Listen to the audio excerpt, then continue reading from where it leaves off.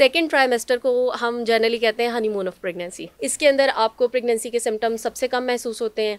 Rest is must. आप rest करें, अपने आप को मैनेज करें, ब्रेक दें, देन आप 1-2 दिन का गैप लें फास्टिंग में, देन आप दोबारा से रख सकते हैं। बच्चे ने जन्म लेना है तो ये सबसे क्रिटिकल टाइम, और सबसे ज़्यादा जो इश्यूज़ हैं वो भी थर्ड ट्राइमेस्टर में आते हैं। तो थर्ड ट्राइमेस्टर में जनरली हम रिकमेंड नहीं करते आप रोज़ा रखें, क्योंकि कैलोरिक जो आपकी डिमांड है वो इंक्रीज़ हो जाती है यूरिन के इन्फेक्शंस, डिहाइड्रेशन की वजह से, कि आपने अपने चेकअप्स मिस नहीं करना। तो अब सेकेंड ट्राइमेस्टर पे हम आते हैं, उसमें क्या क्या कंडीशंस होती हैं जब आप रेफ़र करती हैं या एडवाइस करती हैं कि आप फास्टिंग कर सकते हैं या नहीं?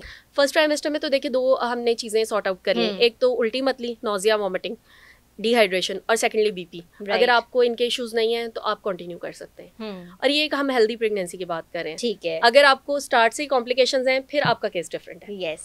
अब हम सेकेंड ट्राइमेस्टर की बात करते हैं। सेकेंड ट्राइमेस्टर को हम जनरली कहते हैं हनीमून ऑफ प्रेगनेंसी। ये सबसे अच्छा और सेफ पीरियड है। इसके अंदर आपको प्रेगनेंसी के सिम्टम्स सबसे कम महसूस होते हैं। नोजिया, उल्टी मतली आपकी सेटल हो चुकी होती है, अभी बेबी इतना ग्रो नहीं करता, प्रेशर सिम्टम्स नहीं आते, आप इजीली चीज़ों को मैनेज कर लेते हैं। Second trimester is comparatively safe, लेकिन उसमें भी एडवाइस आपकी यही है कि आपको कोई साथ हेल्थ इशू ना हो और आप एक रोज़ा रखें एंड रेस्ट।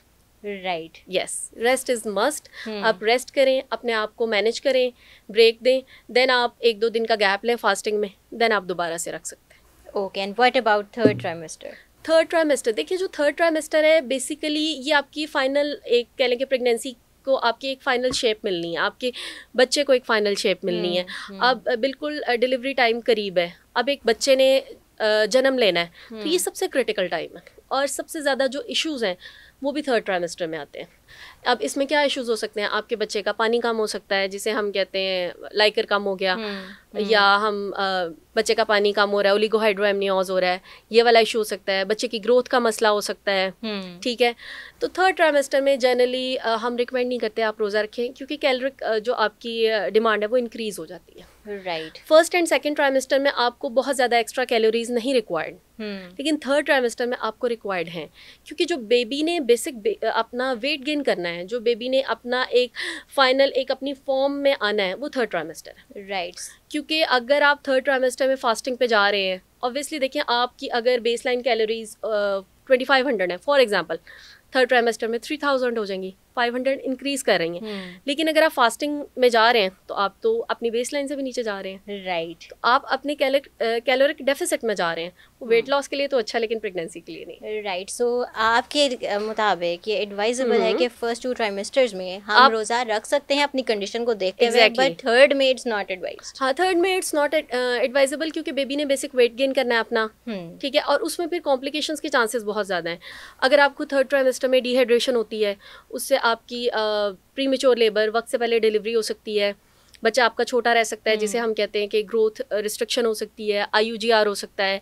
इसके अलावा आप यूरिन के इन्फेक्शंस डिहाइड्रेशन की वजह से, और उसकी फर्दर कॉम्प्लिकेशंस, तो ये बहुत सारी चीज़ें हो सकती हैं। इसलिए थर्ड ट्राइमेस्टर में अगर आप कहते हैं कि नहीं मैं फिर भी रखना चाहती हूँ, तो उसमें फिर हम यही एडवाइस करेंगे कि बिल्कुल अगर आप बहुत ज़्यादा एक पेशेंट इंसिस्ट कर रहे हैं और वो हेल्दी है, बेबी हेल्दी है, मदर हेल्दी है, कोई साथ अंडरलाइन कंडीशन नहीं है, आप एक कोई रोज़ा जैसे जुमे का रोज़ा या किसी ताक रात का रोज़ा वो आप रख के देख लें, ठीक है।